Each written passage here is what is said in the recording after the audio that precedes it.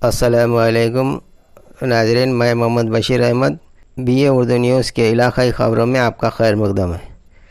Commissioner municipal سداسیو پیٹ mister Krishna ready نے آج اپنے احکامات جاری کرتے ہوئے عوام سے ان کی بتائے گئے نشاندہی کیے گئے مقامات پر سے ترکاری خریدنے پر زور دیا گیا، جس میں گنج درگما مندر، سدھاپور کالونی روڈ اور رویندر ماڈل ہائی اسکول کو مراکز کی حیثیت دی گئی ہے۔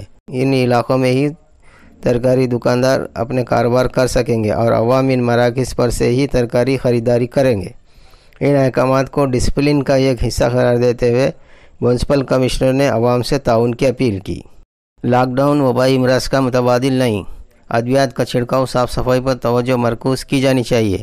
سداسیو پیٹ کے مختلف علاقوں کے عوام کا رد عمل۔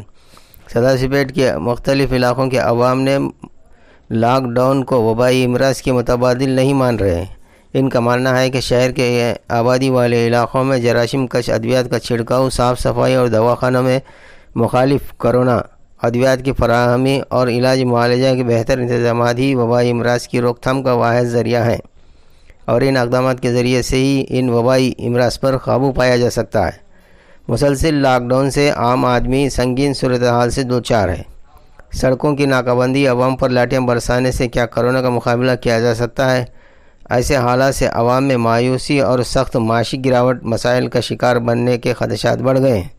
ان صورتحال کے مزید چند دن برقرار رہنے پر عوام میں مخالف حکومت صورتحال میں بدل سکتی ہے۔ لاک ڈاؤن سے عام آدمیوں کو گھروں میں بند کر دینے سے بے چینی کی کیفیت پائی جا رہی ہے۔ اگلی خبروں کے لیے دیکھتے رہیے BA اردو نیوز۔